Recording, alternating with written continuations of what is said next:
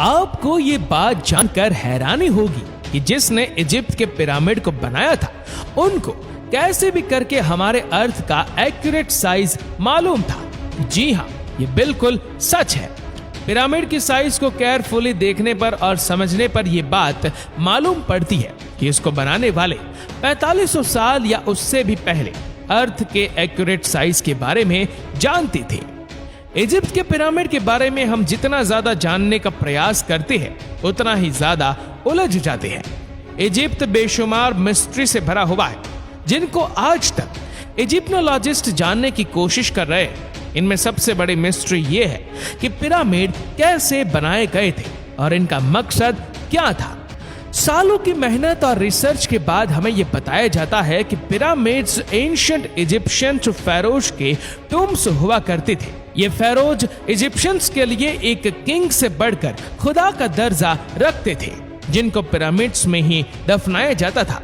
लेकिन असल में आज तक इजिप्शियनोलॉजिस्ट और आर्कियोलॉजिस्ट को पिरामिड्स में से किसी एक फेरोज की मम्मी भी नहीं मिली, बल्कि कहीं भी किसी भी पिरामिड से आज तक कोई मम्मी मिलने का एविडेंस नहीं मिला है। हमारे पास जिस चीज का एविडेंस है वह ये है कि the great pyramid 23 lakh limestone के ब्लॉक की मदद से बनाया गया था। एक ब्लॉक करीब एक हाथी के वजन जितना भारी है। इसकी बेस तकरीबन 13 एकड़ पर फैली हुई है और इसकी हाइट 481 फीट तक। हमें यह भी दिखने को मिलता है कि इन तीनों पिरामिड्स की ईस्टर्न और वेस्टर्न वॉल्स बिल्कुल सीधी नॉर्थ पोल की तरफ जाती है। इतने बड़े स्ट्रक्चर को हजारों साल पहले आज कल के मॉडर्न कंपास जितनी एक्यूरेसी से नॉर्थ पोल की डायरेक्शन में सीधा खड़ा किया गया था। ये वह सबूत है जो आज भी हमें देखने को मिलता है। सिर्फ इतना ही नहीं बल्कि पिरामिड्स की बेस का लेवल 0.75 इंच जितना एक्यूरेट है। आप में से जो इंजीनियर है उनको अच्छी तरह मालूम होगा कि 3 एकड़ जितने एरिया का इतना एक्यूरेट लेवल आजकल के मॉडर्न लेजर लेवलिंग सिस्टम के जरिए ही हासिल किया जा सकता है। हमारे पास इस चीज का भी एविडेंस है कि पिरामिड्स की चारों साइड वॉल जिनको 5 टन वजनी स्टोन ब्लॉक्स रखकर एक खास एंगल में खड़ा किया गया था। इन चारों की लंबाई एग्जैक्टली 230 मीटर है।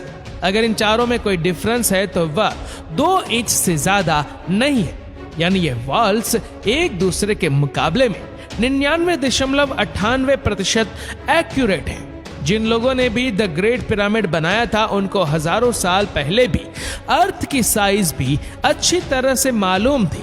ये पॉइंट ध्यान से सुनिएगा। जैसा कि आपको मालूम है कि सर्दियों में दिन छोटे और रातें बड़ी हो जाती है, इसका बिल्कुल ही उल्टा गर्मियों में पाया जाता है, जिसमें रातें छोटी तो दिन बड़े हो जाते हैं।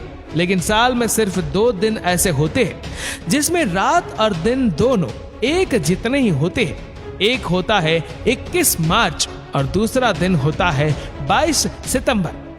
इन दोनों दिनों में सूरज इक्वेटर के बिल्कुल सेंटर में होता है, जैसा कि आप इस फोटो में भी देख सकते हैं। इस मोमेंट को, इस घड़ी को सोलर इक्विनॉक्स कहा जाता है। इसका मतलब यह हुआ कि इन 2 डेट्स में 12 घंटे का दिन और 12 घंटे की रात होती है। 12 घंटों को अगर सेकंड्स में कन्वर्ट किया जाए तो ये 43,200 सेकंड्स बनते हैं। अगर 43,200 को द ग्रेट पिरामिड की हाइट से मल्टीप्लाई किया जाए तो उसका जवाब आता है 6,333 किलोमीटर। ये उतनी ही लंबाई है जितनी अर्थ के पोलर रेडियस की है।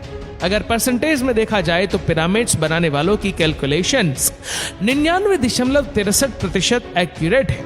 अब आप सोच रहे होंगे कि ये कोई कोइंसिडेंस है, कोई इत्तेफाक है, लेकिन पिरामिड की बेस का पैरामीटर जो कि 0.921 किलोमीटर है, उसको अगर 43,200 से मल्टीप्लाई किया जाए तो जवाब आता है 39,804 किलोमीटर।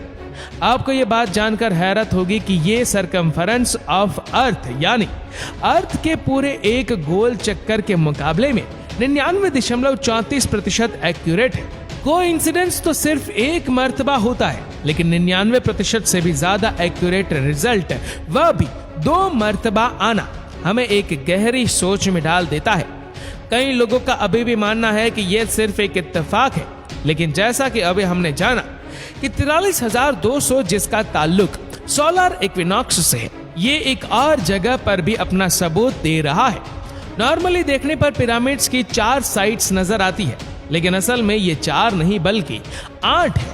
ये 8 साइड सिर्फ सोलर इक्विनॉक्स वाले दिन ही ऊपर से देखने पर नजर आती है। ये डिस्कवरी पहली बार 1940 में एक ब्रिटिश एयरफोर्स पायलट ने की थी, जब वो पिरामिड्स के ऊपर से गुजर रहा था।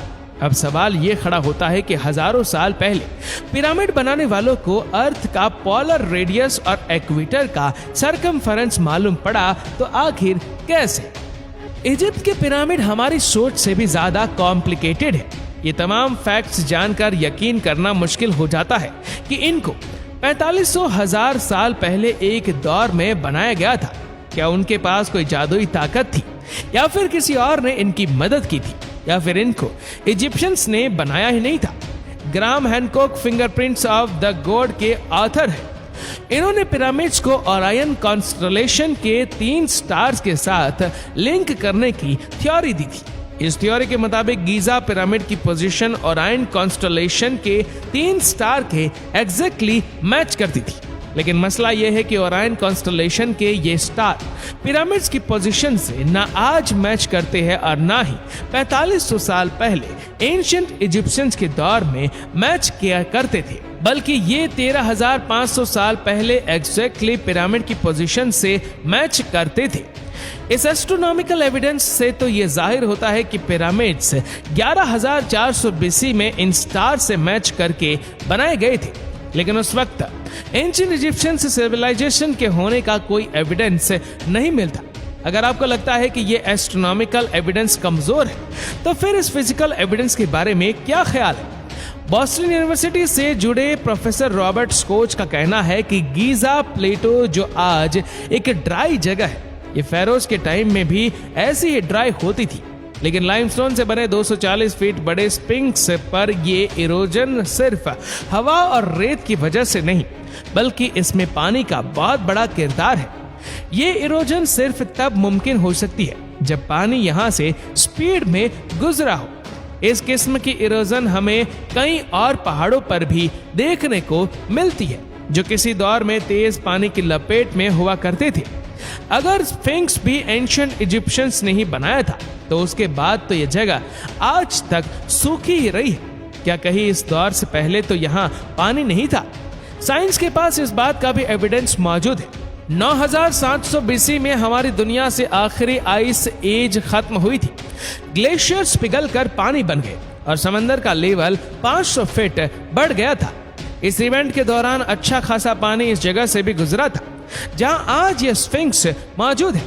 पिरामिड्स का अर्थ की साइज और इक्विनॉक्स के साथ कनेक्शन, इनका टू नॉर्थ को फेस करना, लेजर लेवलिंग, जितनी एक्यूरेसी से इसकी बेस का लेवल होना, यहाँ ममीज का ना मिलना और पिरामिड की वॉल्स का 99.98% एक्यूरेट होना, ये सब चीजें हमें इशारा देती है कि शायद इनको इजिप्शियंस ने नहीं बल्कि किसी ऐसी सिविलाइजेशंस ने बनाया था जो पोस्ट में काफी एडवांस थी।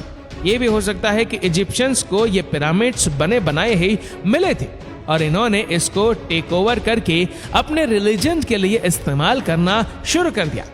इजिप्ट में कई मकामात पर पाई जाने वाली हायरोग्लिफिक्स, जिसमें एंशिएंट इजिप्शियंस ने अपने हिस्ट्री और रिलीजन के बारे में काफी मालूमात कर रखी है। अफसोस इस बात का है कि इन हायरोग्लिफिक्स में भी कहीं पिरामिड की कंस्ट्रक्शन के बारे में हमें कोई इंफॉर्मेशन नहीं बताई गई। अब इन सब में कितनी सच्चाई है, ये तो जैसे जैसे साइंस तरक्की करेगा वैसे वैसे एक न एक दिन सच सामने आ ही जाएगा। दोस्तों, आशा करते हैं कि ये वीडियो आपको पसंद आई होगी। आपको ये वीडियो कैसी लगी नीचे कमेंट करके जरूर बताएगा, और अगर आपको वीडियो अच्छा लगा हो तो इस वीडियो को लाइक करेगा, शेयर करेगा ज्यादा से ज्यादा लोगों तक, और ऐसी ही और भी रोचक जानकारियों के लिए सब्सक्राइब करें हमारे यूट्यूब चैनल को और फेसबुक पर फॉलो करें हमारे पेज को। धन्यवाद।